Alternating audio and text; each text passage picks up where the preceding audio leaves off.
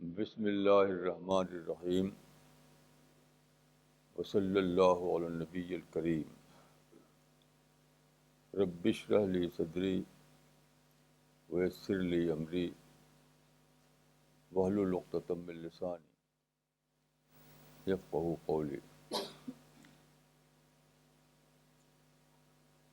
آج کا ٹاپک ہے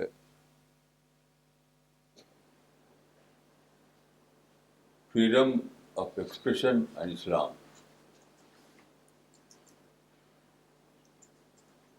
دیکھیے 1988 میں سلمان رشدی کی کتاب سیٹرک ورسز چھپی تھی۔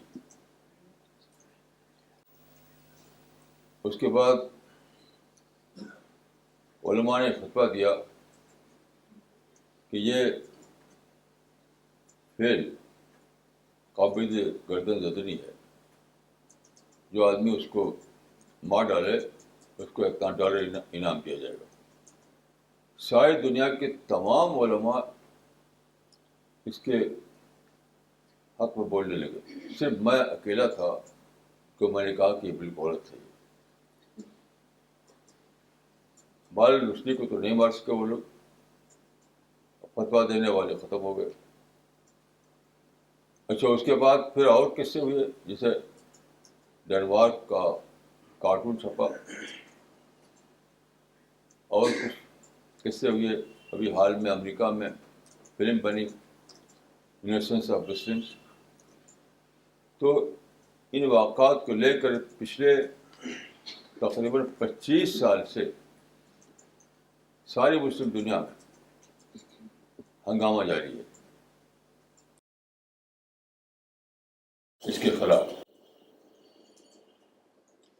ابھی حال میں BBC لندن نے ایک مسلم دنیا میں ایک مسلم کنٹری میں ایک پوزیشن نکالا گیا تھا اس مسئلے پر، تو اس کا فوٹو دیا تھا اس میں۔ تو اس میں ایک بینر تھا، to hell with your freedom of expression, یہ تمہاری فریڈم آف ایکسپریشن بھاڑ میں جائے۔ نعرے لگ رہے تھے اسی دن کو۔ تو اب ساری دنیا میں ایک ڈبیٹ ہو رہا ہے، ساری دنیا میں۔ وہ ڈبیٹ کیا ہے؟ ایک طرف تو سیکولر لوگ ہیں،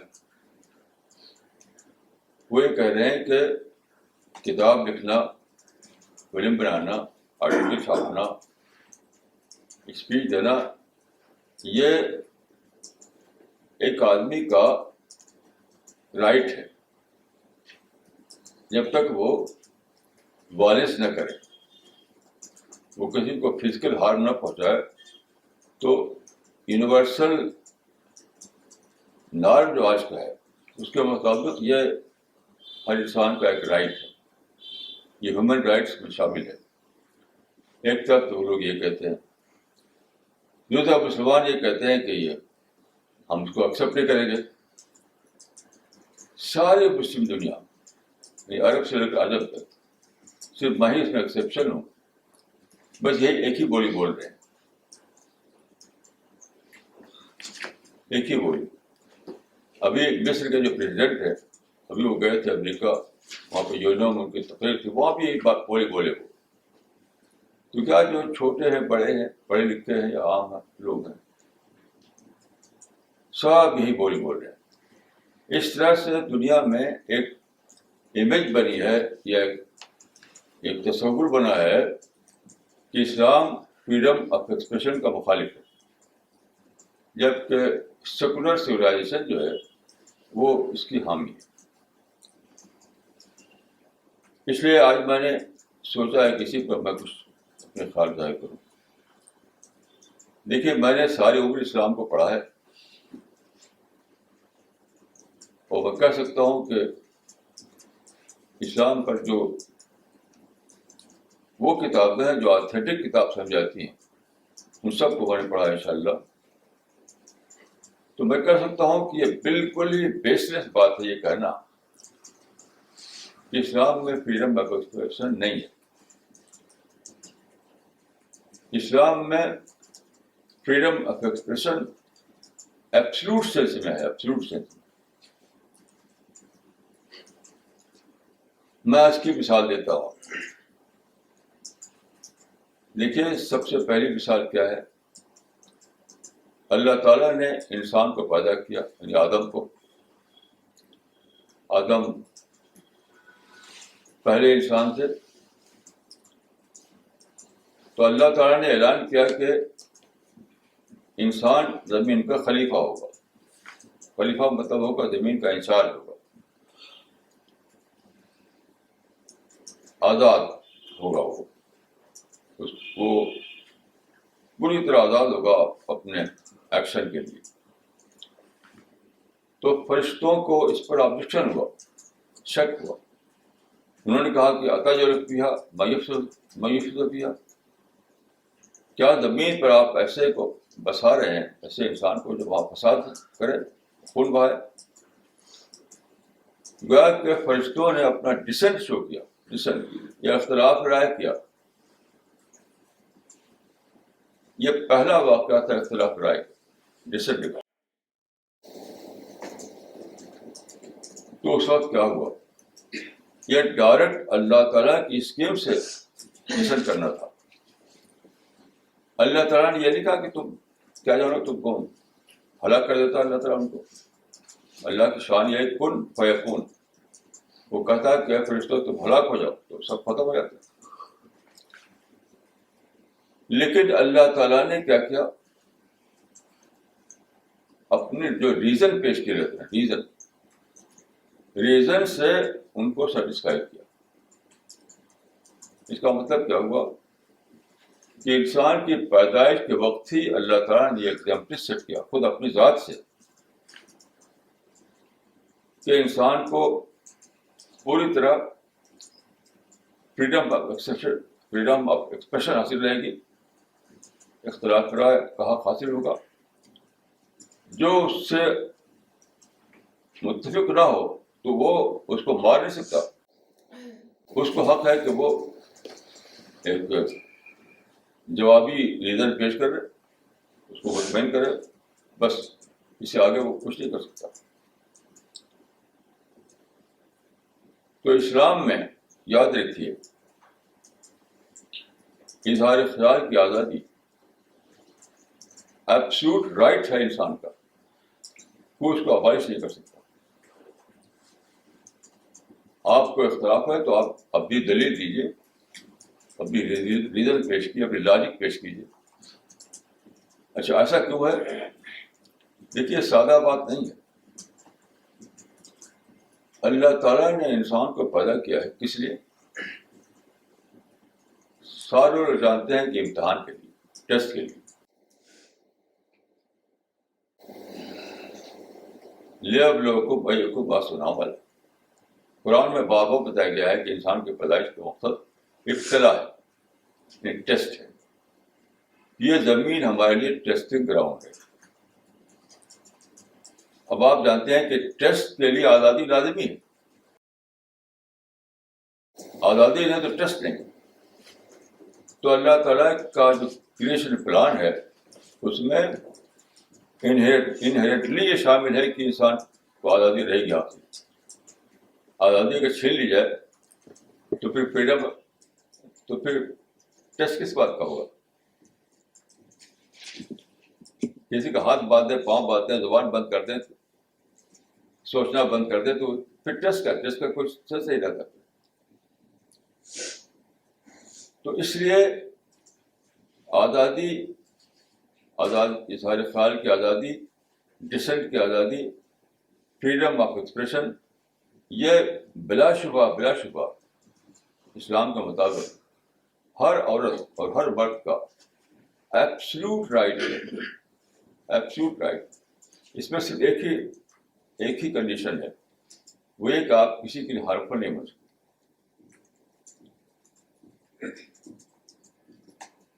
دیکھیے جو ماڈرن کانسیپٹ ہے آزادی کا، تو اس کے سلسلے میں ایک واقعہ بیان کیا جاتا ہے کہ امریکہ جب آزاد ہوا یورپی قبضے سے. تو ایک آدمی نکلا, وہ روڈ پہ چل رہا تھا اپنے ہاتھ کو ہلاتے ہوئے, تو ایک پاسر بائی کی ناک سے اس کا ہاتھ لگ گیا. تو اس نے کہا, what is nonsense, why you hit my nose, میری ناک پہ کیوں مارا تم نے؟ تو اس آدمی نے کہا کہ آج امریکہ آزاد ہے, میں اپنے فریڈم کو ایکسرسائز کر رہا ہوں. اس نے کہا کہ you are free but your freedom ends where my nose begins. مطلب کہ تم فری ہو لیکن تم کسی کو ہارم نہیں پہنچا سکتے, فزیکل ہارم نہیں پہنچا سکتے. صرف اس وقت تک تم فری ہو جب تک تم کسی کو فزیکل ہارم نہ پہنچاؤ. ٹھیک ہے, اسلام کا نقطہ نظر ٹھیک ہے یہ کہ پوری فریڈم آپ کو ہے, پوری ٹوٹل فریڈم. صرف ایک ہی اس میں کنڈیشن ہے کہ آپ کسی کے لیے کسی کو فزیکل ہارم نہ پہنچائیں. اب ایک شخص یہ کہے گا کہ صاحب وہ گالی دے, وہ پروفٹ کو ابیوز کرے, وہ بلاسفیمی کا فیل کرے, تو ٹھیک ہے وہ کر سکتا ہے, اس کے لیے بھی آزاد ہے وہ. ہمارا اعتماد یاد رکھیے اس پر ہے کہ اسلام ایک صحیح ترین آئیڈیالوجی ہے. اس پر نہیں ہے کہ اسلام پر ڈنڈا ہے. ڈنڈے کی لاجک تو کنگشپ زمانے میں تھی. پہلے زمانے میں بادشاہ لوگوں کا جانتے ہیں کہ تخت پر بادشاہ بیٹھتا تھا اور اس کے ایک طرف جلاد کھڑا ہوتا تھا تلوار لے کر. ہر بادشاہ کے یہاں بس اسے ڈسینڈ کیا تو بادشاہ نے کہا گرد مارو. یہ تو بادشاہی کلچر تھا, اسلام کا کلچر یہ نہیں ہے. اسلام کا جو اعتماد ہے وہ اپنے نظریے کی صداقت پر ہے, اپنی آئیڈیالوجی کی صداقت پر ہے, تلوار پر یا ڈنڈے پر نہیں ہے. تو ہم یہ جانتے ہیں کوئی ابیوز کرے, کوئی کچھ بھی بولے, تب بھی اسلام کی صداقت کو تھوڑی وہ ختم کر دے گا.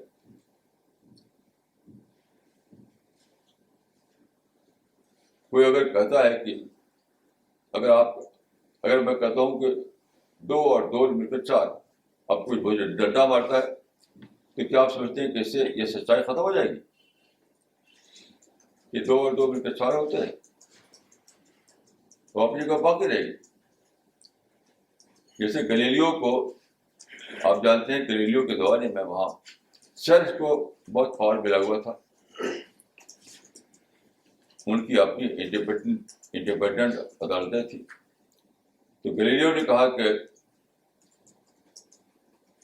پہلے نظریہ یہ تھا, چرچ اس کو مانتا تھا کہ سورج زمین کے گرد گھومتا ہے, یعنی جیو سینٹرک تھیوری کو مانتا تھا. تو گلیلیو نے کہا کہ نہیں, زمین سورج کے گرد گھومتا ہے, یعنی اس نے ہیلیو سینٹرک تھیوری پیش کیا. جب چرچ غصہ ہو گیا, اس کو بلایا گیا اور اس کو کہا کہ تو ختم کر دیا جائے گا, تو یہ کہے گا وہ کہہ جائے گا. تو ڈر کی اپنی جان بچانے کے لیے اس نے کہا کہ ہاں زمین وہ سورج گھومتا ہے. اس نے اپنی جان بچانے کے لیے وہاں عدالت میں کہہ دیا کہ سورج گھومتا ہے. لیکن جب باہر نکلا وہ, تو اس نے کہا کہ سچی بات ہے کہ ابھی تک زمین ہی گھوم رہی ہے, سورج نہیں گھوم رہا زمین کی گرد, بلکہ زمین گھوم رہی ہے سورج کی. تو کسی کی ڈنڈا, کسی کی تلوار سچائی کو نہ بدل دے گی. تو اسلام کا اعتماد سچائی پر ہے, تلوار پر نہیں ہے. کوئی کتاب لکھتا ہے تو لکھا ہے, ہم بھی کتاب لکھیں گے. کوئی اسٹیٹمنٹ دیتا ہے تو ہم بھی اسٹیٹمنٹ دیں گے. کوئی کچھ بھی کہتا ہے کرے, ہم بھی اس کے جواب میں اپنی دلیل پیش کریں گے. یہ پروٹیسٹ اور ہنگامہ اور مارنا اور کاٹنا فتویٰ دینا یہ تو بالکل بیس لیس بات ہے، بیس لیس. اس کا اسلام سے کوئی تعلق نہیں. میں سوچ رہا تھا کہ آخر یہ مسلمان اتنا ایموشنل کیوں ہو جاتے ہیں، کیوں ہو گئے ایموشنل؟ تو اس کا جواب مجھے اس سے ملا. دیکھیے ایک پیپر ہے، ایک مسلم کنٹری میں ہنگامہ ہو رہا ہے اسی کو لے کر، جلوس ہے اور لوگ شور غور کر رہے ہیں. تو اس میں ایک بینر ہے اس میں کہ پروفٹ از آور آنر، آور پروفٹ از آور آنر، آور پروفٹ از آور آنر. اس سے میں سمجھا کہ آخر راز کیا ہے. یعنی پیغمبر کو آپ نے بنا لیا اپنا پرائڈ، اپنا فخر. تو یہ مزاج ہے کہ جب بھی آپ کسی کو اپنا پرائڈ بنا لیں، اپنے دادا کا پرائڈ بنا لیں، کوئی دادا کرٹیسائز کرے گا برا لگے گا آپ کو. کسی بھی چیز کو آپ اپنا پرائڈ بنا لیں. اب سوال ہے کہ کیا پیغمبر ہمارا پرائڈ ہے، ہمارا آنر ہے؟ تو سوال ہے قرآن میں کہاں لکھا ہے، حدیث میں کہاں بتایا گیا ہے؟ حدیث میں ہے کہ من احدث فی امرنا ھذا ما لیس منہ فہو رد. کہ جو چیز اسلام میں نہ ہو اور کوئی انوویشن کے طور پر شامل کرے تو وہ ریجیکٹڈ ہے، ریجیکٹڈ. یہ کانسیپٹ ریجیکٹڈ مانا جائے گا، رد کر دیا جائے گا. کیوں؟ قرآن میں اس کے برعکس یہ ہے، لقد کان لکم فی رسول اللہ اسوۃ حسنہ، لقد کان لکم فی رسول اللہ اسوۃ حسنہ. رسول اللہ کے لیے تمہاری بہترین ماڈل اسوہ ہے. اسوہ کا مطلب ماڈل. رسول اللہ ہمارے لیے ماڈل ہے، ہماری پرائڈ نہیں ہے. پرائڈ کا کانسیپٹ بالکل جاہلی کانسیپٹ ہے، بیس لیس ہے. اسلام میں کوئی سی حقیقت نہیں کی، انوویشن ہے، انوویشن. لقد کان لکم فی رسول اللہ اسوۃ حسنہ. تو اگر آپ رسول اللہ کو ماڈل مانیں تو اس سے کیا ہوگا؟ فالو کرنے کا مزہ آ جائے گا، فالو کرنے کا. اب پرائڈ مانے تو لڑنے کا مزہ آ جاتا ہے. یہ سارا بات. تو یہ بہت زیادہ سوچنے کی بات ہے، یہ کوئی سادہ بات نہیں ہے، یہ بہت زیادہ سوچنے کی بات ہے. اس میں میں نے ایک مقال لکھا ہے، اس میں میں نے یہ دکھایا ہے کہ یہ تصور جو ہے ختم رسول کا جو تصور ہے، یہ مسلمانوں میں 200 سال کے بعد آیا ہے، اس سے پہلے نہیں تھا. یعنی کب آیا ہے؟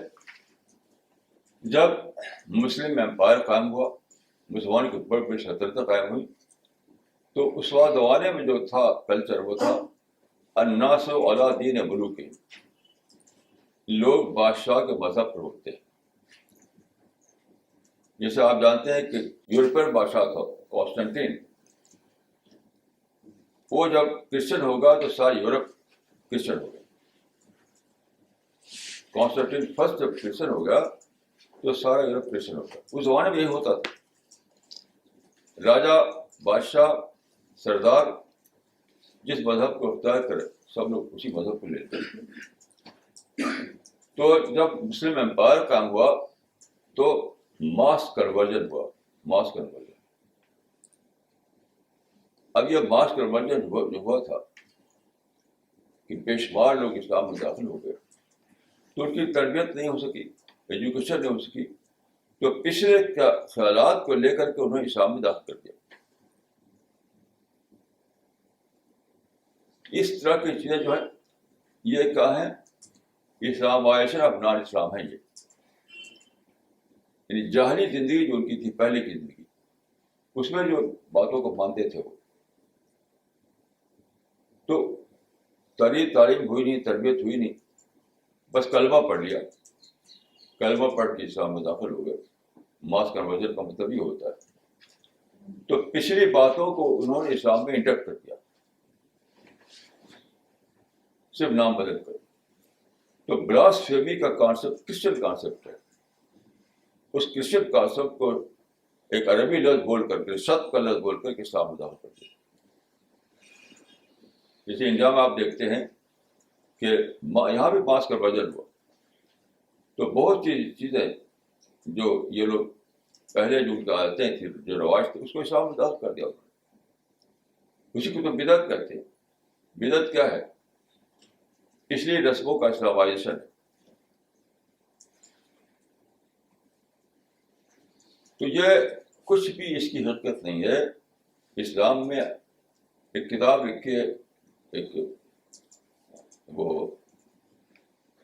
گاڈ ڈیلوژن، انہوں نے دکھایا کہ اسلام تھاٹ کرائم کو مانتا ہے. یہ بالکل بیس لیس بات ہے. ہرگز اسلام میں تھاٹ کرائم نہیں ہے. یعنی مجرد سوچنا یہ جرم ہے. ہرگز ایسا نہیں ہے. آپ آزاد ہیں، جو چاہے سوچیں، آزاد ہے جو چاہے بولیں، آزاد ہے جو چاہے کتاب لکھیں. ہاں، اگر آپ کسی کو فزیکل ہارم پہنچائیں گے، کسی کا بال چھینیں گے، کسی کا ہاتھ پاؤں توڑیں گے، تو وہ ہے کیپٹل پنشمنٹ بن جائے گا. وہ پنشبل کرائم بن جائے گا. یہ ہے اسلام. اب ایک اور پہلو سے سوچیے. دیکھیے، اسلام میں قرآن میں ایک آیت ہے، اس میں بتایا گیا ہے کہ صرف 2 بنیادیں ہیں، ایک ہے ریویلیشن، ایک ہے ریزن. 2 ہی بیس ہے جو انسان نے کھڑا کرتا ہے، یا ریویلیشن یا ریزن. تو اس زمانے میں آپ دیکھیے کہ ریویلیشن کا اسٹینڈ ہے اور ریزن کا اسٹینڈ ہے. جیسا کہ میں بتایا، قرآن میں، اسلام میں جو اسٹینڈ ہے اس معاملے میں وہ یہ ہے کہ چونکہ انسان کو اس دنیا میں ٹیسٹ کے لیے رکھا گیا ہے، یہ دنیا دار امتحان ہے، اس لیے لازماً اس کو آزادی حاصل رہے گی اس وقت تک جب تک کسی کا مال نہ چھنے، کسی کو فزیکل انجری نہ کرے، کسی کو نقصان نہ پہنچائے، تب تک اس کو آزادی رہے گی. آپ نصیحت کر سکتے ہیں، آپ دلیل دے سکتے ہیں، آپ تبلیغ و دعوت کر سکتے ہیں اس کے اوپر، بس اس سے آگے کچھ نہیں. وہ نہیں مانتا تو نہ مانے. فمن شاء فلیؤمن فمن شاء فلیکفر. یہ اسٹینڈ ہے اسلام کا، یعنی ریویل ریلیجن کا اسٹینڈ ہے. اچھا، سیکولر جو سویلائزیشن ہے اس کا کیا اسٹینڈ ہے؟ اس کا بھی اسٹینڈ یہی ہے. اس کا اسٹینڈ یہی ہے کہ فریڈم آف ایکسپریشن جو ہے وہ ہیومن رائٹس میں شامل کیا گیا ہے. یونائٹڈ نیشنز کا جو چارٹر ہے جو 1948 میں جس کو ساری قوموں نے اس کا سائن کیا تھا، یہ کہتے ہیں universal declaration of human rights. تو سب نے اس کا سائن کیا تھا. اس میں فریڈم آف ایکسپریشن کو ایبسلوٹ رائٹ کے طور پر مانا گیا ہے. تو ریزن کے اعتبار سے بھی وہ ایبسلوٹ رائٹ ہے اور مذہب کے اعتبار سے بھی ایبسلوٹ رائٹ ہے. آپ اس کو ابالش نہیں کر سکتے. آپ کوئی رائٹ نہیں ہے اس کو ابالش کرنے کا. آپ کا اگر اختلاف ہے تو آپ کتاب لکھیے، آرٹیکل لکھیے، اسٹیٹمنٹ دیجیے، جا کے سمجھائیے. اس کو مار نہیں سکتے آپ.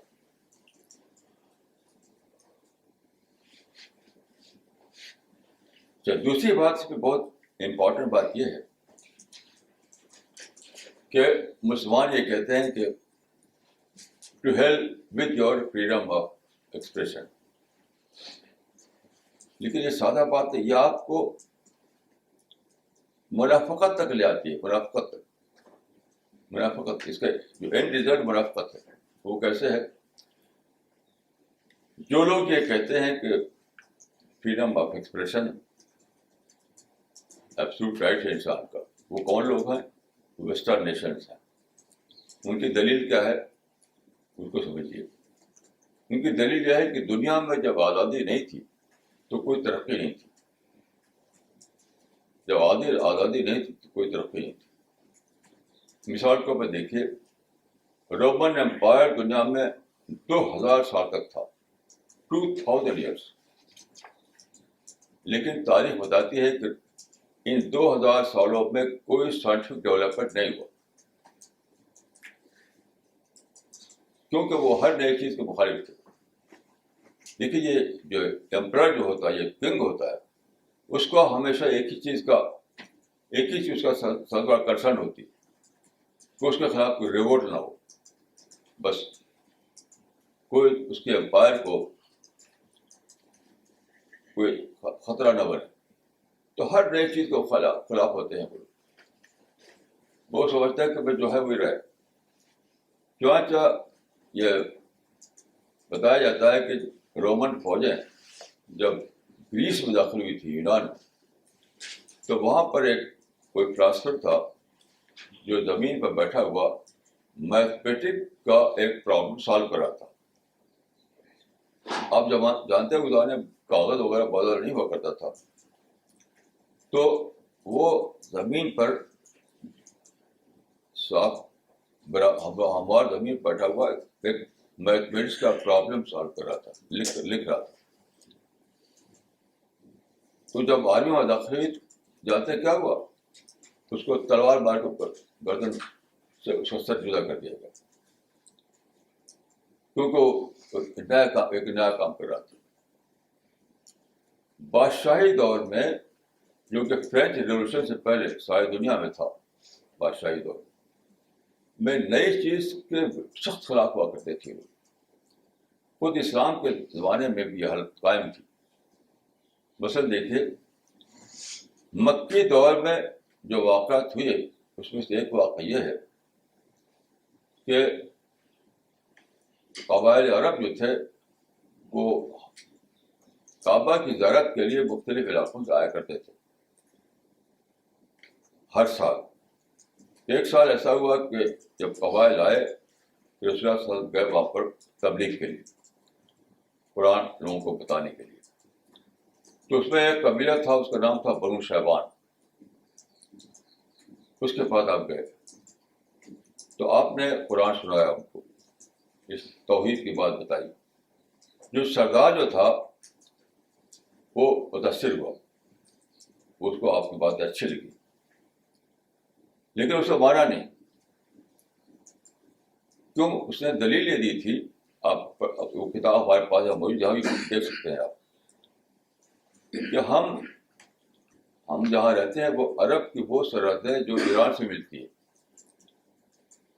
ہم ایرانی بادشاہ کی سرحد پر رہتے ہیں، اور ایرانی بادشاہوں سے ہمارے معاہدے ہیں. اس میں کہا تھا کہ بادشاہ لوگ اس کو پسند نہیں کرتے کہ کوئی نئی چیز انٹروڈیوس کی، کوئی نئی چیز اختیار کی جائے،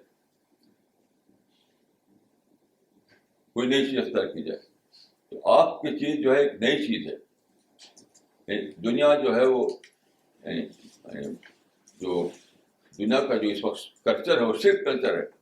آپ توحید کلچر کو پیش کر رہے ہیں جو ایک نئی چیز ہے.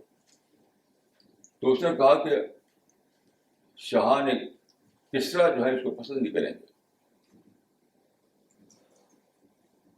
یہ اس میں کہا تھا مما تکرہ الملوک، یہ وہ چیز ہے، یہ ایک نئی چیز ہے، اس لیے بادشاہ لوگ اس کو پسند نہیں کریں، اس لیے میں اس کو اختیار نہیں کر سکتا. تو وہ زمانہ جو تھا کہ اختلاف رائے، ڈسینٹ، الگ کوئی رائے رکھنا، یہ بالکل شجر ممنوع تھا، فاربڈن ٹری تھا. اس لیے سائنس کو کوئی ترقی نہیں. یورپ میں اس کے خلاف تحریکیں اٹھی، بڑے بڑے لوگ پیدا ہوئے اور ٹکراؤ ہوا. ایک طرف بادشاہوں سے ٹکراؤ ہوا، دوسری طرف چرچ سے ہوا، کیونکہ چرچ بھی بہت زیادہ اس کا یعنی طاقتور بنا ہوا تھا. ایک زمانے میں چرچ پورے یورپ کو ڈومینیٹ کرتا تھا.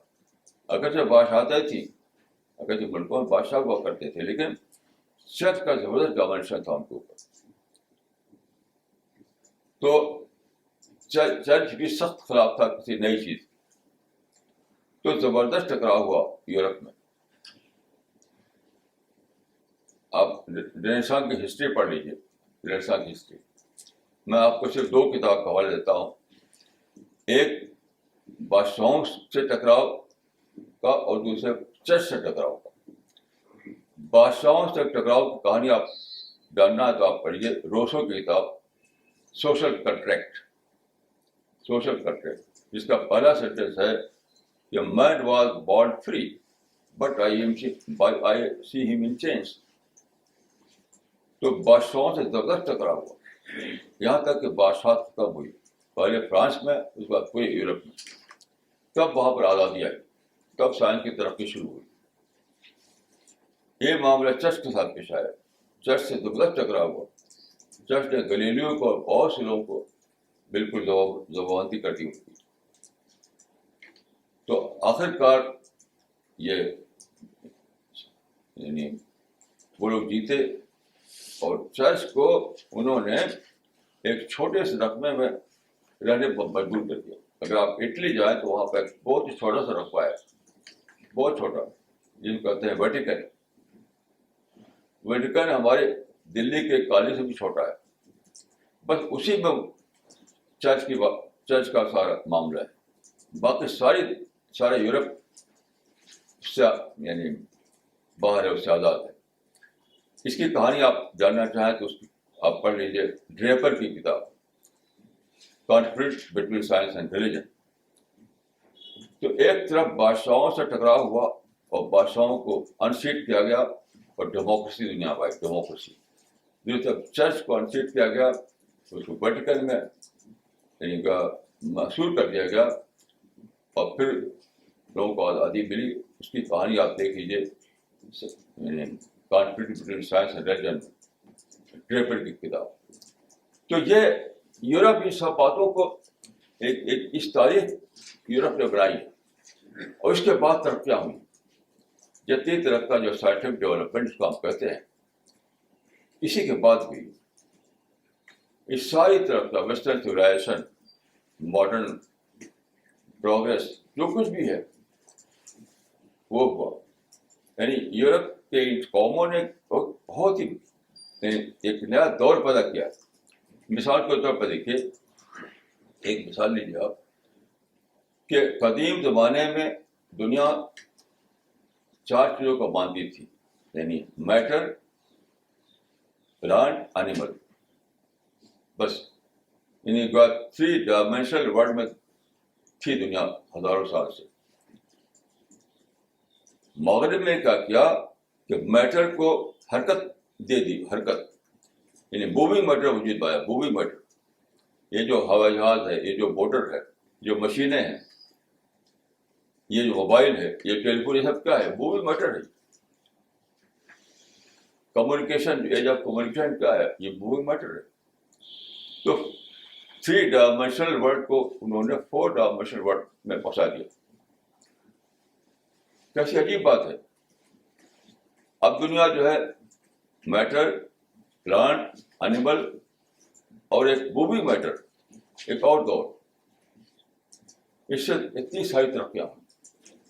اب جو مسلمان یہ ہیں جو شور کر رہے ہیں, تو اب دیکھیے ان کا معاملہ کہ شورغل کرنے کے باوجود وہ ساری امینٹیز کو استعمال کرتے ہیں جو انہیں قوموں نے بنائی.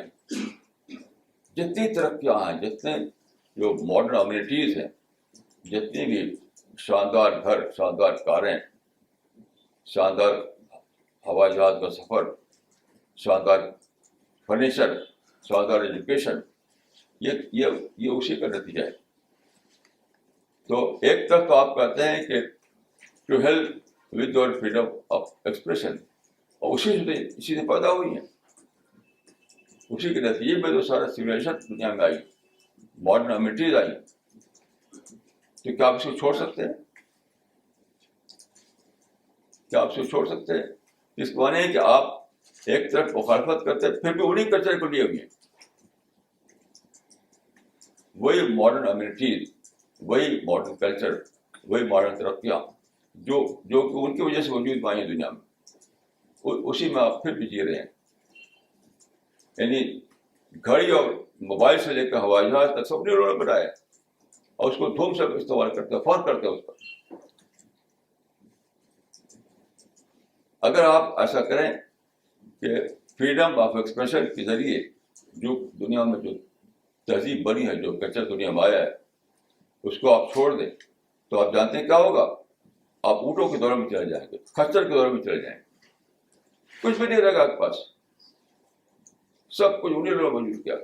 اور اسی وقت وجود میں آیا ہے جب کہ دنیا میں فریڈم آئی, فریڈم, ڈیموکریسی, آزادی خیال, آزادی رائے, ڈسنٹ, یہ سب آیا. میں کہتا ہوں امریکہ گیا, وہاں پوچھا میں نے ایک پروفیسر سے کہ ویسٹرن ورلڈ کی ترقی کا راز کیا ہے. اس نے ایک ہی راز بولا, اس کا ڈسنٹ, ایک ہی لوگ ڈسنٹ. نے کہا ہم ڈسنٹ کو ایک آدمی کا مقدس حق سمجھتے ہیں, ڈسنٹ کو ہم انسان کا مقدس حق سمجھتے ہیں. تو آپ ایک طرف اس کے خلاف جھنڈا اٹھا رہے ہیں, تو پھر آپ چھوڑ دیے اس سے جو نتیجے, اس کے نتیجے میں جو ترقیاں اس کو بھی چھوڑ دیجیے. اس سے ترقیاں ہوئی سب. جب تک دنیا میں آزادی رائے نہیں تھی تب تک کوئی ترقی بھی نہیں تھی. جب تک دنیا میں آزادی رائے نہیں تھی تب تک ترقی بھی نہیں تھی. آزادی رائے کو مائنس کیے تو ساری ترقیاں مائنس ہو جائیں گی. اگر آپ آزادی رائے کو مائنس کریں, اس کو حذف کریں, تو ساری ترقیاں بھی حذف. تو آپ کیا کریں گے؟ اونٹوں پر سواری کریں گے, خچر پر بیٹھیں گے, کیا کریں گے؟ صحیح. تو یہ منافقت ہے کہ ایک طرف آزادی رائے کے خلاف جھنڈا اٹھاتے ہیں, دوسری طرف ساری ماڈرن امینٹیز کو استعمال کرتے ہیں, انہیں ملکوں میں جا کے سروس کرتے ہیں. اسی امریکہ یورپ میں جا کر کے اپنے بیٹے کو, اپنی بیٹی کو بساتے ہیں. یہ منافقت ہے. کیا کوئی ایک ایسا مسلمان ایسا کرے گا کہ اپنے آپ کو امریکہ سے واپس بلا لے کہ وہاں اس طرح کی اسلام کے خلاف گستاخی کی باتیں ہوتی ہیں؟ ایک بھی نہیں ایسا کرے گا. ایک صاحب میں امریکہ گیا تھا, ایک صاحب میں نے کہا کہ جب آپ کو شکایت ہے امریکہ سے تو آپ رہتے کیا, یا رہنے کیا ضرورت ہے, جائیے واپس جائیے اپنے وطن.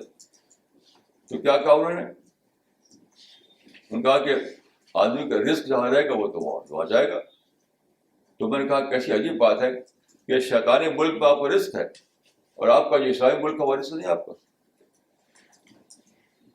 جس ملک کو آپ اسلامی ملک کہتے ہیں اس میں رزق نہیں تھا آپ کا, یہاں چھوڑ کر آ گئے آپ, جس کو آپ شیطانی ملک کہتے ہیں. یہ منافقت, یہ سادہ بات نہیں ہے, یہ سادہ بات نہیں ہے. دیکھیے دوسری بات یہ ہے کہ رسول اللہ صلی اللہ علیہ وسلم, آپ قرآن کو پڑھیے, قرآن کو پڑھیا تو جتنے بھی پیغمبر آئے سب کے پیغمبروں کے ساتھ گستاخی کی گئی. 200 سے زیادہ ایسی آیتیں ہیں قرآن مجید میں جو بتاتی ہیں کہ جو پیغمبر آیا اس کو کہا گیا کہ تم تو مجنون ہو, تم تو یہ ہو, تم تو وہ. وہی چیزیں جس کو ہم گستاخی کہتے ہیں وہ سب ہر پیغمبر کو کہا گیا. مثلا ایک آیت یہ ہے, یا حسرت علی العباد ما یاتیہم من رسول الا کانوا بہ یستہزئون. بندوں پر حسرت ہے کہ جو بھی پیغمبر آیا ہر پیغمبر کو انہوں نے مذاق اڑایا. مذاق اڑانا گستاخی ہے کہ کیا ہے, کہ ان کو عزت دینا ہے. خود رسول اللہ صلی اللہ علیہ وسلم کو منہ در منہ کہا کہ اے پیغمبر یو آر اے کنڈمڈ پرسن, انت مذمم. منہ در منہ کہا کہ انت مذمم, یو آر اے کنڈمڈ پرسن. رسول اللہ صلی اللہ علیہ وسلم صحابہ سے کہا کہ مارو ان کو. تو میں آپ سے ایک بات عرض کروں گا کہ آپ قرآن کو پڑھیے تو آپ کو کچھ ایسی چیزیں ملیں گی جو قرآن کے نزدیک جرم ہے. مثلاً ہاتھ کاٹنا, چوری پر, چوری ایک جرم ہے, اس پر ہاتھ کاٹ دیا جائے گا. تو قرآن میں ایک السارق والسارقۃ فاقطعوا ایدیہم, جو چوری کرے اس کا ہاتھ کاٹ دو. جرم کا ذکر ہے تو پنشمنٹ کا بھی ذکر ہے, اس پر غور کیجیے آپ. قرآن کے نزدیک چوری جرم ہے تو چوری کے جرم ہونے کے جب اعلان کیا گیا یہ بھی کہا گیا کہ اس کا سزا کیا ہے. اسار کو وہ سارے کو تو پکا ہوا ہے تو جرم بھی بتایا گیا, پنشمنٹ بتایا گیا. اب بتائیے کہ جو پیغمبر ہیں جو آئے جن کو مد قرآن میں بتایا گیا کہ گستاخی کے جرم ہر ایک کے خلاف کیا گیا, تو وہاں کیوں نہیں ذکر ہے سزا کا؟ سارے قرآن میں مجھے بتائیے کہاں یہ بتایا گیا ہے کہ جو گستاخی کرے وہ مارڈر, جبکہ جرم کا ذکر ہے, یعنی جرم میں گستاخی کا ذکر ہے اور اس پر سزا کا ذکر نہیں. کیسی عجیب بات ہے. ایک طرف تو وہ قرآن یہ کرتا ہے کہ جرم بھی بتاتا ہے سزا بھی بتاتا ہے, دوسری طرف سے جرم کا ذکر ہے سزا کا ذکر نہیں. اس سے کیا معلوم ہوا؟ there is difference between the two. اس سے ڈفرینس معلوم ہو, وہ یہ کہ ایک وہ چیز ہوتی ہے جو کہ لائبل ٹو پنشمنٹ ہوتی ہے, ایک وہ چیز ہوتی ہے جو جہاں آپ کو دعوت کرنا ہے, تبلیغ کرنا ہے, سمجھانا ہے. اس معنی کیا ہوئی کہ جس چیز کو آپ گستاخی کہتے ہیں یا بلاسفیمی کہتے ہیں اس پر ڈسکشن کیا جائے, ڈسکشن سمجھا بجھایا جائے گا, دلیل پیش کی جائے گی, مارا پیٹا نہیں جائے گا. اگر مارنے پیٹنے کی بات ہوتی ہے تو جب قرآن میں جرم کا ذکر ہوا تو سزا بھی ذکر ہونا چاہیے تھا, یعنی جرم گستاخی کا ذکر ہے اور سزائے گستاخی کا ذکر نہیں.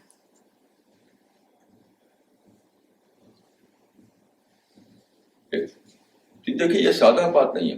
اسلام ایک دین رحمت ہے. دین رحمت دین کوڑا نہیں ہو سکتا ہے, دین فلاگے کا نہیں ہو سکتا ہے. دین رحمت کا مطلب یہ ہے کہ اسلام ایک ایسا دین ہے جو انسان کی عقل کو اپیل کرتا ہے, انسان کی فطرت کو اپیل کرتا ہے, تو اس کو آپ دلیل سے پیش کریں گے. جب عقل کو اپیل کرتا ہے تو عقل سے پیش کریں گے, اس کو فطرت کو اپیل کرتا ہے تو فطرت والی بولی بولیں گے. آپ اس میں تلوار کا بندوق کا کوئی اس میں کام ہی نہیں. اللہ تعالیٰ نے اسلام کو بھیجا ہے اس لیے کہ لوگوں کو رحمت کا راستہ ملے, لوگوں کو جنت کا راستہ ملے, لوگوں کو سچائی ملے. تو سچائی تلوار تھوڑی ملے گی, سمجھانے بجھانے سے ملے گی. تو یہ نظریہ بالکل ہی بیسلس نظریہ ہے. یہ اسلام کو بالکل اسلام کے لیے اجنبی نظریہ ہے, ایلین ہے بالکل اسلام میں.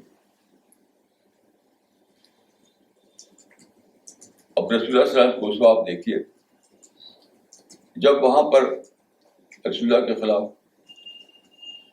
لوگوں نے اس طرح کی باتیں کی, آپ کو بدنام کرنے کی باتیں, آپ کے خلاف گستاخی والی باتیں, آپ کو پریشان کرنے والی باتیں, تو وہاں پر رسول اللہ نے کیا کیا؟ لوگوں سے کہا لوگ جا قرآن پڑھ کر سناؤ. لوگ مقری کہے جانے لگے, مقری, کیونکہ جا کر قرآن پڑھ کر سناتے تھے. صحابہ جو مقری کہے جانے لگے. مقری کا مطلب ہوتا ہے پڑھ کر سنانا, پڑھ کر سناؤ. تو انہوں نے جو کچھ کیا, جو جس کو آپ کہتے ہیں بلاسفیمی یا شتم یا گستاخی, اس کا جواب کیا دیا گیا؟ قرآن پڑھ کر سناؤ. تو آج ہمیں کیا چاہیے کرنا؟ آپ قرآن ڈسٹریبیوٹ کیجیے. ایک پرنٹنگ پریس کا زمانہ ہے, تو چھاپیے, چھاپ سے لوگ پہنچائیے. تب تو پریس ہوا نہیں کرتا تھا, پیپر ہوا نہیں کرتا تھا, بک فارم میں قرآن اویلیبل نہیں تھا. اب ہم پرنٹنگ پریس کے زمانے میں ہیں, تو اگر دنیا میں گستاخی کی باتیں ہو رہی ہیں تو بہت اچھا ہے, اس سے لوگ جاننا چاہیں گے بھی قرآن ہے کیا. وہ نیوز کریٹ کر رہے ہیں, وہ لوگوں کو کیوریس بنا رہے ہیں لوگوں کو. تو آپ قرآن ڈسٹریبیوٹ کیجیے, قرآن ڈسٹریبیوٹ کیجیے. یہ کیا کہ آپ ڈیمونسٹریشن, ہنگامہ اور مارو اور کاٹو, اس کا اسلام سے کچھ بھی تعلق نہیں. 1% بھی اس کا اسلام سے کوئی تعلق نہیں.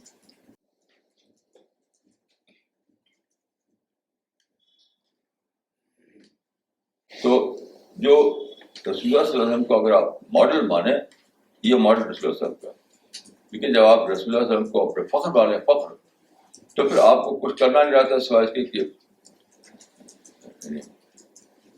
جو جس سے لگے کہ جو آپ کی نظر میں کچھ سامنے سے ہے بس اس کو ماننے کے کھڑے ہو جائیں گے آپ. یہ مزاج بنے گا. تو میں کہوں گا کہ آپ لوگ خود اس کو سمجھیں اور دوسروں کو جا کر بتائیں کہ یہ شور و غل، یہ ہنگامہ، اس کا اسلام سے کوئی تعلق نہیں ہے. اسلام ایک دعوتی مذہب ہے. اسلام ایک میسج اسلام کے پاس ہے، اس کو اسے پہنچانا ہے اور ہر صورت میں پہنچانا ہے اس کو. جہاں تک پنشمنٹ کی بات ہے وہ اللہ کا معاملہ ہے. That is God domain. Quran میں صاف صاف یہ ہے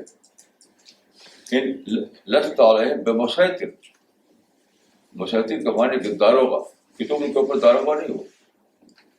تمہارا کام فراغ کرنا نہیں ہے،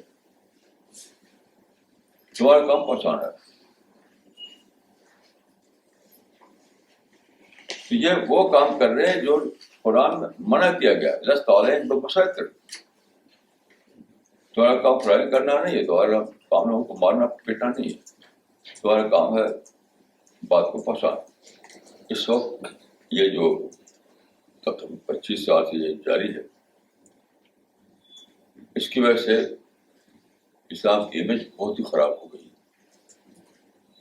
لوگ یہ سمجھنے لگے ہیں کہ اسلام از اے ریلیجن آف وائلنس. اسلام میں آزادی رائے نہیں ہے، اسلام میں پیس نہیں ہے. یہ سب سے بڑا کام اس وقت یہ ہے کہ اس امیج کو بدلا جائے. جو کہتے ہیں امیج بلڈنگ، یہ امیج بلڈنگ کا ٹائم آ گیا. الٹی امیج بن گئی ہے اسلام کی. تو ہمارا فرض یہ ہے کہ ہم ایک طرح بھی کوئی ایسا کام نہ کریں جس سے لوگوں کو یقین ہو کہ واقعی اسلام ایسے ہی مذہب ہے جس میں وائلنس ہے، جس میں آزادی رائے نہیں.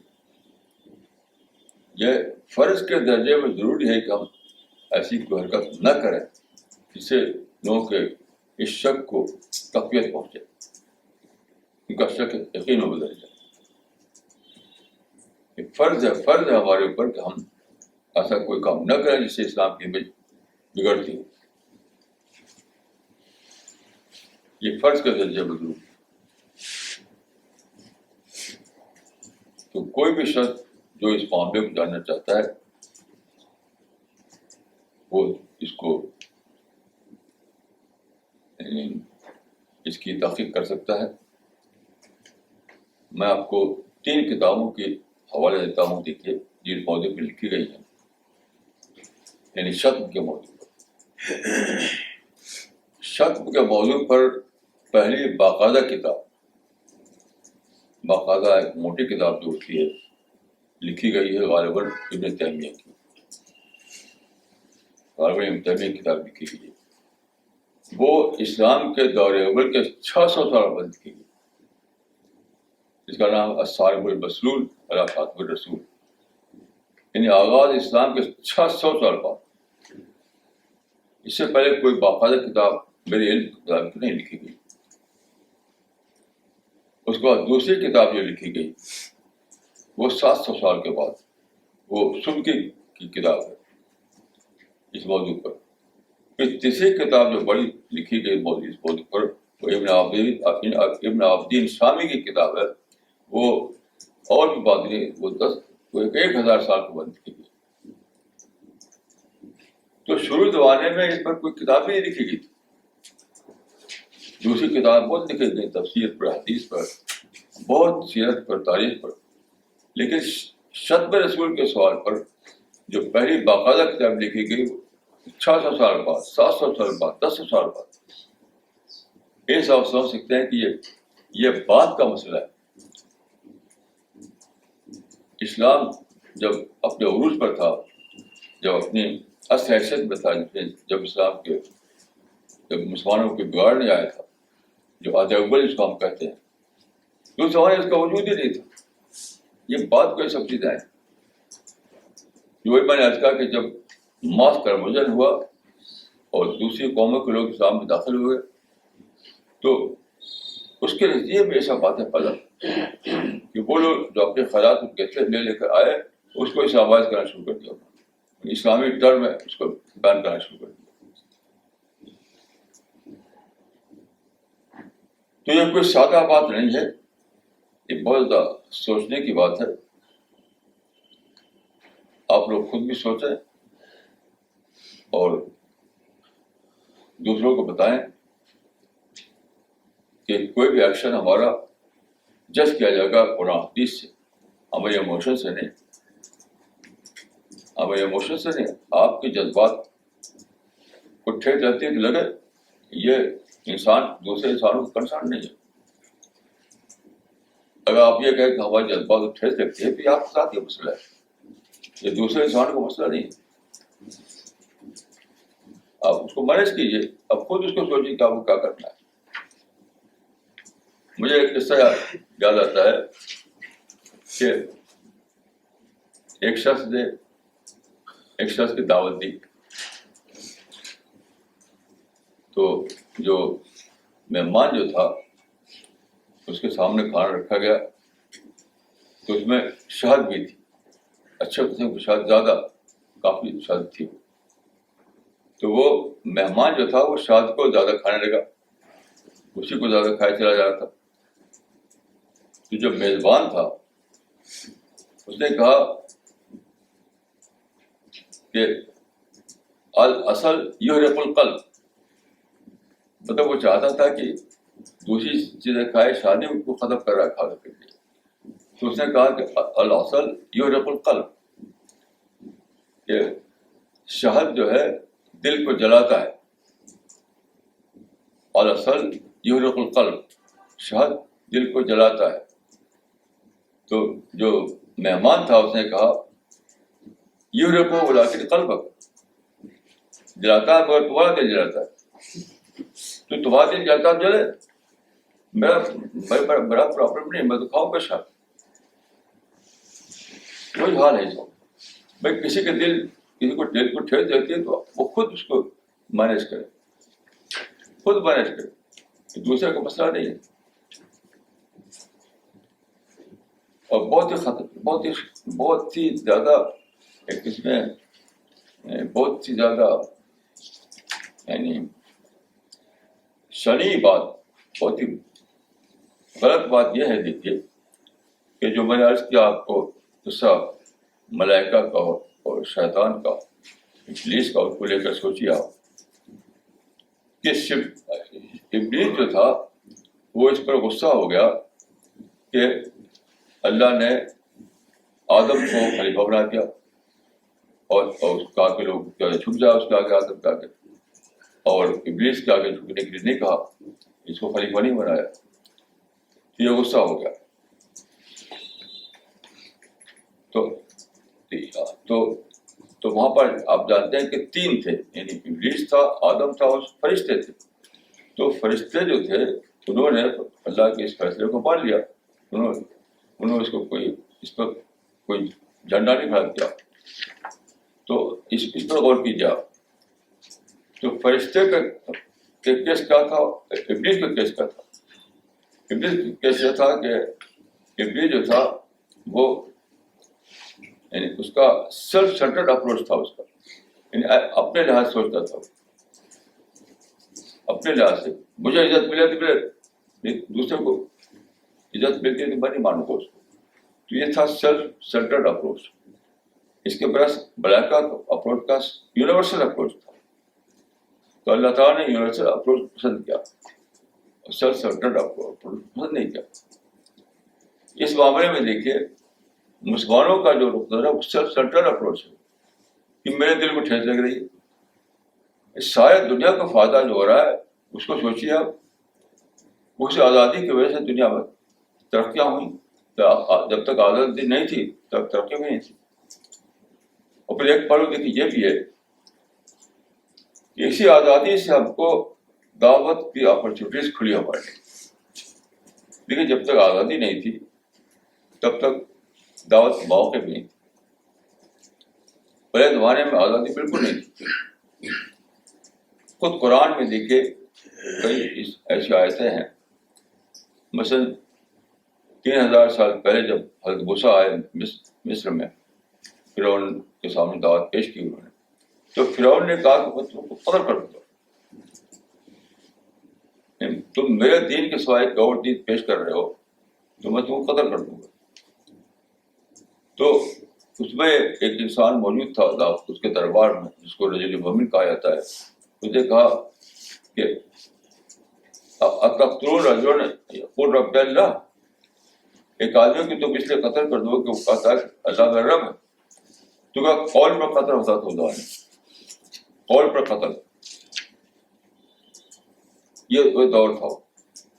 جو قرآن میں سورہ البروج میں ہے کہ وما نقم منهم الا ان يؤمنوا بالله العزيز الحمید، یعنی اللہ کو ایک ماننے پر وہ مجرم قرار دے دی گئی، اس کے ساتھ سزا دی گئی.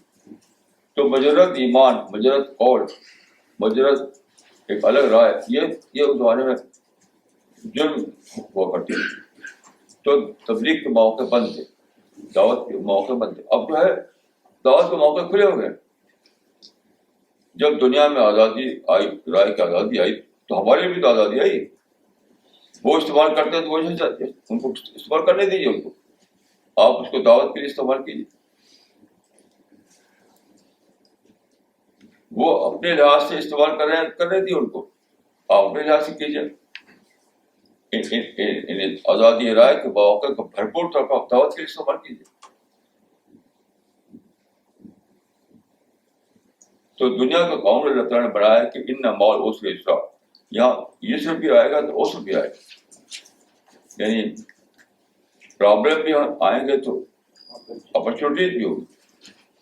تو وہ ایک پہلو کو لیے ہوئے تو آپ کو لینے دیجیے ان کو، آپ دوسرے پہلو کو لیجیے اور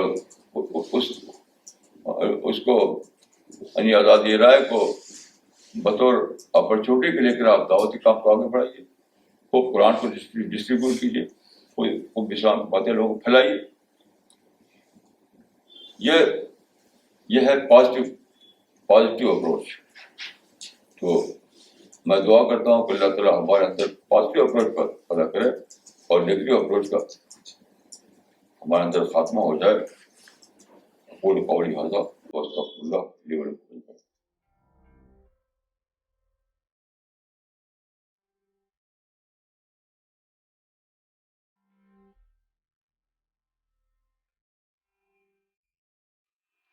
مولانا یہ سوال آیا ہے رائے پور سے ادریس صاحب کا. انہوں نے لکھا ہے مولانا صاحب I am puzzled by two different categories of news. Firstly, whenever anyone hurts religious sentiments of Muslims, there is a strong protest by them.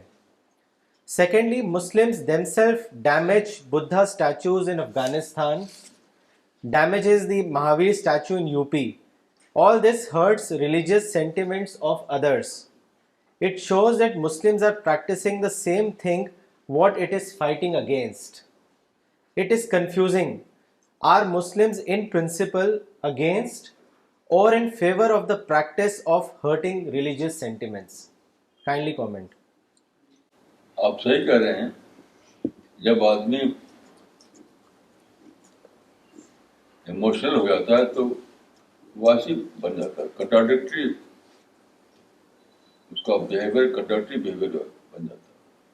جو مسلمان کر رہے ہیں اس کا تعلق نہ عقل سے ہے نہ اسلام سے ہے، کسی سے نہیں، اس کے جذبات میں ہے.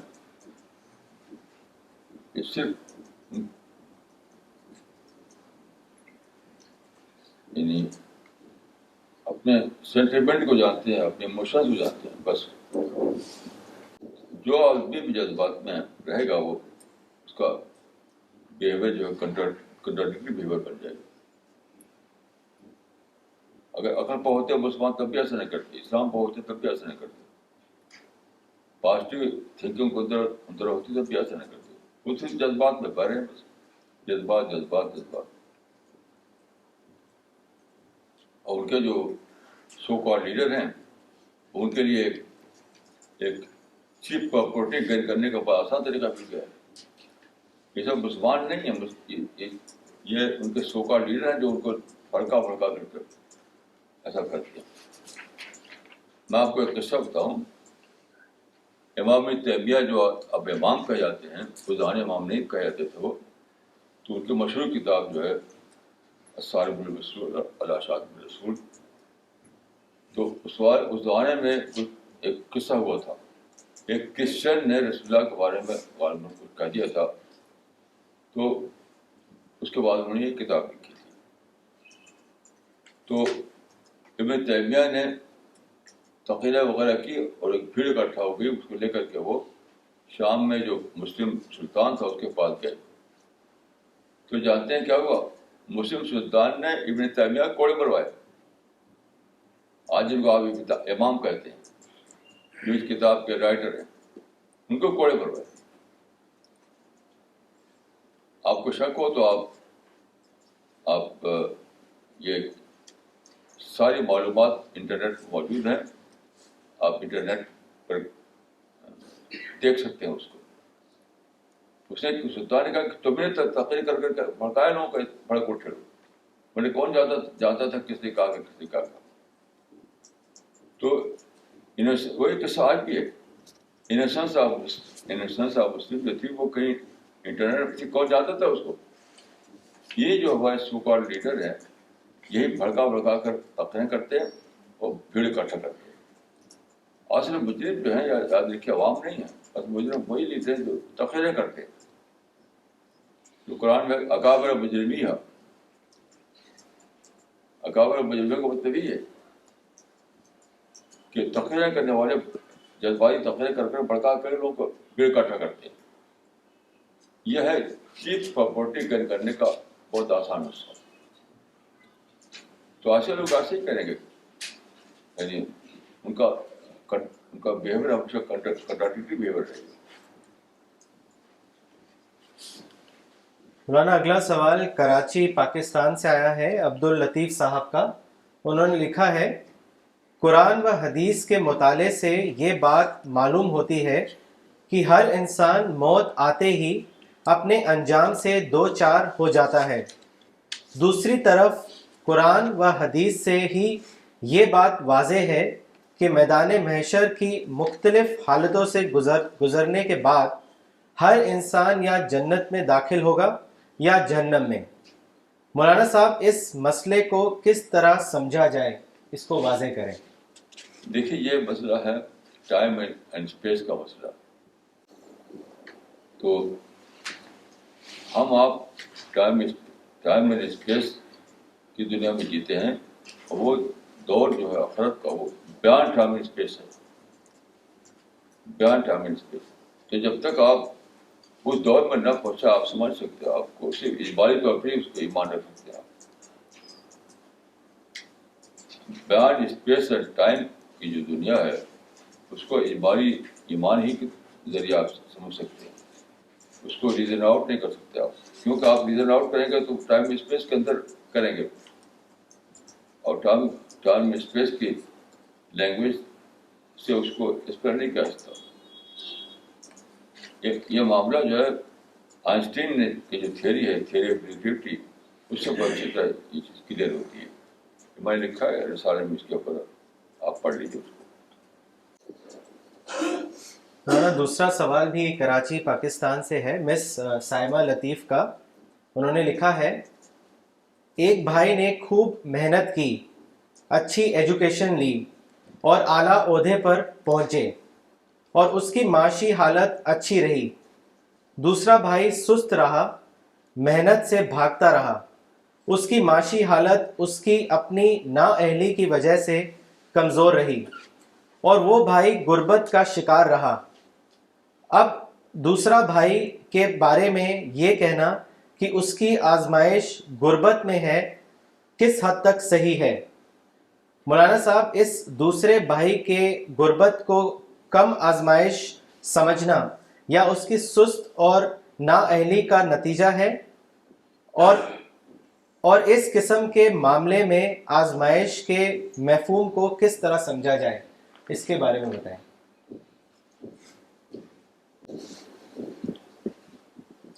آزمائش کا مطلب یہ ہے کہ آدمی آزاد ہے عمل کرنے کے لیے، کوئی عمل نہ کرے تو اس کے لیے بھی آزاد ہے، عمل نہ کرنا بھی آزادی کا اس لیے استعمال ہے۔ تو جو عمل کر کے جو کامیابی حاصل کرے گا تو اس کی کامیابی ٹیسٹ پیپر رہے گی۔ جو عمل نہ کر کے اپنے آپ کو کسی حالت میں مبتلا کرے گا تو وہ حالت اس کی ٹیسٹ پیپر رہے گی۔ تو جیسا آدمی کرے گا اس کے لحاظ سے اس کا ٹیسٹ پیپر بنے گا۔ یہ مطلب ہے اس کو جہاں تک میں سمجھتا ہوں۔ مولانا اگلا سوال دلی سے آیا ہے شکیل الرحمان صاحب کا۔ انہوں نے آپ سے پوچھا ہے کہ please explain the meaning of انشاءاللہ وچ مسلمز یوز فریکوینٹلی۔ آج کل تو ایک کلچر پارٹ بن گیا ہے وہ، جتنے مسلمان زیادہ تر بولتے ہیں انشاءاللہ انشاءاللہ، یہ تو ایک کلچر بن گیا ہے۔ کلچر اس کا اسلام سے کوئی تعلق میں نہیں مانتا۔ یہ انشاءاللہ کے روح جو ہے مسلمان کو موجود ہی نہیں۔ انشاءاللہ کی اسپرٹ ہے وہ بالکل لیک کر رہی ہے، بس کلچر کے طور پر انشاءاللہ کرتے ہیں۔ یہ نہ کوئی عبادت ہے نہ کوئی اسلامی ویلیو ہے، کچھ بھی اس کی کوئی حقیقت نہیں۔ یہ تو ایک بہت بڑی، یعنی انشاءاللہ کا مطلب ہے اگر اللہ نے چاہا۔ یہ تو ایک بہت بڑی ایمان کی بات ہے۔ جب آپ ڈسکور کرتے ہیں اللہ کو، اللہ کی قدرت کو، تو اس ڈسکوری سے آپ کو یہ بات آپ جانتے ہیں کہ سب کچھ اللہ کے قبضے میں ہے۔ تو مسلمانوں کو یہ ڈسکوری تو ہو ہی نہیں، وہ تو ایک کلچرل ایک رواج ہے، تو انشاءاللہ کرتے رہتے ہیں۔ اس کا اسلام سے میرا کوئی تعلق نہیں، وہ صرف کلچر ہے بس۔ مولانا اگلا سوال دلی سے ہے مسٹر کائف کا۔ انہوں نے لکھا ہے after the death of the prophet the Arabs conquered a huge part of the world from Morocco in the west to Persia in the east within less than 100 years. People often think of this as a sign of Islam being spread by force. Could you please clarify what the motivations of the Arab armies were? Why did they feel the need to conquer the world? Also explain the reasons behind the wars of apostasy waged by Abu Bakr. بھائی اس میں تو کئی سوال ملا دیے، میں ایک ہی بات کہوں گا کہ پولیٹیکل ایکسپینشن الگ چیز ہے اور ریلیجس ایکسپینشن الگ چیز ہے۔ اس بات کا کوئی ثبوت نہیں ہے کہ اسلام کو پھیلانے کے لیے تلوار استعمال کی گئی، کوئی اس کا ثبوت نہیں۔ وہ الگ چیز ہے، وہ الگ چیز ہے۔ کچھ زوراسٹریز تھی، مسلم خاندان تھے، وہ اپنے پولیٹیکل ایکسپینشن کے لیے فتح کرتے ہیں، یہاں سے وہاں، وہاں سے وہاں، لیکن اس کا کوئی بھی پروف ہسٹری میں نہیں ہے کہ کہیں یہ کہا گا تو اسلام قبول کر لو تو قتل کر دیا جائے گا، ایسا کوئی ثبوت نہیں۔ میں آپ کو دو مثال دیتا ہوں۔ سوامی وویکانند کی کتاب ہے لیٹرس آف وویکانندا، اس میں انہوں نے ایک جگہ لکھا ہے کہ it is nonsense to say that Hindus were converted to Islam by force. یہ ورڈنگ ان کی ہے، وہ کتاب میرے پاس موجود ہے، آپ دیکھ سکتے ہیں۔ It is nonsense to say that Muslims were converted to Islam by force. دوسرا اگزامپل یہ ہے کہ عرب ورلڈ میں مصر بہت بڑا ملک ہے اور میجارٹی اسلام میں داخل ہو گئی تھی۔ اس پر اسٹڈی کیا ہے ایک انگریز برٹش ہسٹورین نے، اس کا نام ہے سر آرتھر کیتھ۔ اس کی کتاب میں وہ لکھتا ہے کہ nations were conquered not by sword but by the Quran۔ یہ ہے nations were conquered not by the sword but by the Quran. تو جو ہسٹری ہے, ہسٹری سے کہیں بھی پروو نہیں ہوتا کہ تلوار استعمال کی گئی اسلام کی ریلیجس ایکسپریشن کے لیے. باقی کچھ لوگ تھے وہ اپنے حکومت کا کام پہلے کرتے رہے, اس کا ذاتی فیل تھا. تو دیٹ از پولیٹیکل ایکسپینشن. اپنے کہہ سکتے کہ وہ ریلیجس ایکسپینشن تھا. باقی جو دوسری بات ہے تو اس کو میں نے کتاب میں لکھا ہے, آپ پڑھ لیجیے. وہ یہ کتاب حکمت اسلام, اس کو اس کی تفصیل پڑھ لیجیے. مولانا اگلا سوال دلی سے ہے, مس نغمہ صدیقی کا. انہوں نے لکھا ہے, what things should we develop in ourselves for a universal approach, kindly advise. اب میں تو سمجھتا ہوں کہ جب تک آدمی کے اندر آبجیکٹو تھنکنگ آئے گی اتنی یونیورسل اپروچ آئے گی. سارا معاملہ ہے کہ لوگوں کے اندر سبجیکٹو تھنکنگ ہوتی ہے, یعنی اپنے آپ کو لے کر سوچنا, اپنی فیملی کو لے کر سوچنا, اپنے قوم کو لے کر سوچنا. پورے مین کائنڈ کو لے کر نہیں سوچتے لوگ عام طور پر. تو اس سوچ کو آدمی جب تک بدلے گا کہ وہ پوری مین کائنڈ کو لے کر سوچے گا تو یونیورسل اپروچ اپنے آپ آ جائے گا. تو ہر آدمی کو چاہیے کہ وہ اپنا انٹراسپیکشن کرے اور وہ جانے کہ میری سوچ کیا ہے, سیلف سینٹرڈ سوچ ہے یا یونیورسل سوچ ہے.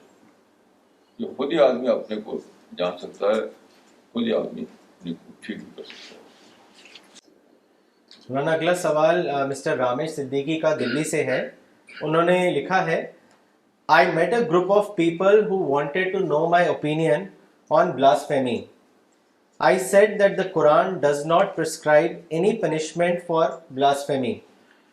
In reply to this, they quoted a verse from the Quran which says, "May his hands," that is Abu Lahab's hands, "perish." Maulana, why do Muslims misinterpret Quran? Please comment. یہ تو ایسے ہی کوئی کہے کہ میں دلی میں ہوں, اس کو مانے کہ جو سب کر بات کر رہا ہوں, تو ایسے تو کوئی بات ثابت نہیں ہوتی.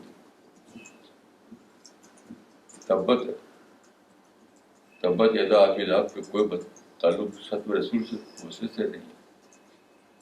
یہ تو بالکل زبردستی کی دادلی کی بات ہے. مولانا یہ سوال آیا ہے ڈاکٹر نجمہ صدیقی کا دلی سے. انہوں نے لکھا ہے, Maulana Sahib, do you think that most people can understand Quran by simply reading it? Further would they be able to relate it to Muslims reactions or demonstrations as in Islamic, or we need to have straightforward articles written explaining with specific Quran surah? What is your opinion? دیکھیے اصل میں دو level ہیں. ایک تو یہ ہے کہ قرآن کی جو ٹیچنگ ہے سادہ طور پر اس کو جانیں, اس کو عمل کریں. جیسے قرآن میں اقیم الصلاۃ, تو ہم نماز ادا کرنے لگے, اس سے اور بہت سی ٹیچنگ ہے. تو قرآن کو سادہ طور پر سمجھنا اور اپنی ڈیلی لائف میں اس کو فالو کرنا, یہ تو صرف ٹرانسلیشن پر ہو جاتا ہے. ٹرانسلیشن کافی ہے اس کے لیے. لیکن ڈیپر میننگ جو قرآن کی ہے تو وہ تو اس کے لیے باقاعدہ عربی جاننا چاہیے اور بہت گرم اسٹڈی کرنی پڑے گی. تو وہ علماء کا کام ہے, وہ ہر ایک کا کام نہیں ہے. ہر ایک کی یہ ضرورت نہیں ہے کہ وہ ڈیپر میننگ تک پہنچے. عام لوگوں کو اتنے ہی کافی ہے کہ وہ ترجمہ پڑھ لیں اور اس سے جو سادہ طور پر جو میننگ سمجھ میں آ رہی ہے اس کو فالو کریں. باقی علماء کا کام ہے کہ وہ اس کا ماڈرن اپلیکیشن دریافت کریں, اس کو ریڈیفائن کریں, اس کو آج کے لحاظ سے انٹرپریٹیشن دیں. اس کا یہ علماء کا کام ہے. اگرچہ علماء یہ کام کر نہیں رہے ہیں, لیکن بہرحال یہ علماء کی ذمہ داری ہے کہ انہیں ایسا کرنا چاہیے. حدیث بات ہے کہ علماء و امتی کامیاب بنی اسرائیل. کہ پچھلے زمانے میں یہ کام انبیاء کرتے تھے, اب علماء امت کو یہ کام کرنا ہے. تو اب وہ اپنی ذمہ داری ادا کریں نہ کریں الگ بات ہے، لیکن اصولاً یہ علماء کا کام ہے، عوام کا کام نہیں ہے۔ مولانا اگلا سوال دلی سے ہے مسٹر رامیش صدیقی کا. انہوں نے لکھا ہے why is it that all the Muslims who are engaged in protest against blasphemy but none of them have made any attempts to kill Salman Rushdie? Is it hypocrisy? بلا شبہ ہپوکریسی ہے۔ میری ملاقات ایک صاحب سے ہوئی، ان کا نام تھا ڈاکٹر عبدالسلام MSc، کہ وہ ان کا انتقال ہو گیا، تو وہ امریکہ کی یونیورسٹی میں پڑھاتے تھے، اس کا پروفیسر تھے وہ۔ تو ان سے ملاقات ہوئی تو انہوں نے بتایا کہ ہماری یونیورسٹی میں جو مسلم طلباء ہیں انہوں نے اس زمانے کی بات ہے جب یونیورسٹی کئی بڑی دھوم مچی ہوئی تھی، سب کی بات ہے، تو وہاں پر ایک سیمینار کیا گیا، تو ایک اسٹوڈنٹ آیا اسٹیج پر، بہت دھوم سے لگا بولنے کہ یونیورسٹی کو قدر کرو، یونیورسٹی کو زندہ رہنے مت دو، وہ قتل کرنا فرض ہے مسلمانوں پر۔ تو ڈاکٹر عبدالسلام صاحب اسٹیج پر آئے، انہوں نے بہت ہی ٹھنڈے مزاج کے آدمی تھے۔ انہوں نے کہا کہ میرے بھائی، تم اپنے کہنے میں سنسیئر نہیں ہو، اگر تو اپنے کہنے میں سنسیئر ہوتے تو اس وقت تم لندن میں ہوتے۔ یہ سارے مسلمانوں کا حال ہے کہ نعرے لگا رہے ہیں، وہ کوئی بھی سنسیئر نہیں، کوئی بھی سنسیئر نہیں۔ تو اسی کا نام منافقت ہے، اسی کا نام ہپوکریسی ہے، تو کوئی شک ہی نہیں۔ سب سے بڑی ہپوکریسی یہ ہے کہ مسلمان جس ویسٹ سے نفرت کرتے ہیں اسی ویسٹ کے کلچر کو اپنائیں گے، اسی ویسٹ میں اپنے بیٹا بیٹی کو بھیج کر خوش ہوتے ہیں کہ میرا لڑکا USA میں سیٹل ہو گئی، میری بیٹی یہ امریکہ میں سیٹل ہو گئی، اسی کو فوت کرتے ہیں اور اسی کو نفرت بھی کرتے ہیں۔ یہ تو ہر طرف ہپوکریسی کا دورہ ہے، کیا کہیں۔ میں ایک مرتبہ وہاں تھا برمنگھم میں، تو وہاں پر چند لوگ ہم لوگ بیٹھے ہوئے تھے، تو مسلمان تھے وہ، ان میں ایک پاکستان کا جرنلسٹ ہی تھا، بہت اس کو تجربہ تھا۔ تو کسی نے اس میں کہا کہ اس زمانے کے مسلمان جو ہیں 100 میں 99 ہپوکریٹ ہو گئے۔ تو جرنلسٹ نے کہا کہ تم 100 میں 99 کرتے ہو، اس 100 میں ایک نہیں، لاکھ میں ایک کوئی ہوگا جو منافق نہ ہوگا۔ اور کسی نے اس کو کاٹا نہیں اس بات کو۔ یہ سارا منافقت کا ہنگامہ ہے، اس کا اسلام سے کوئی تعلق نہیں، کوئی اسلام سے تعلق نہیں۔ نہ کسی نے یعنی نہ کسی نے اسلام کو پڑھا ہے، نہ کسی نے اس کے لیے دعائیں کی ہیں، نہ اس کے لیے کوئی دعوی ورک کیا ہے۔ مجھے بس جھنڈا لے کھڑا ہوگا کسی کی اسٹیج پر۔ ابھی میں دیکھ رہا تھا ٹی وی میں، سب کوٹ پتلون پہنے گے ٹھاٹ کے ساتھ سب، تو وہ کوٹ پتلون کہاں سے آیا؟ وہ ویسٹ سے تو آیا ہے۔ کوٹ پتلون کیوں پہنتے ہو؟ وہ کپڑا کیوں پہنتے ہو جو ان کی بلوں بنتا ہے؟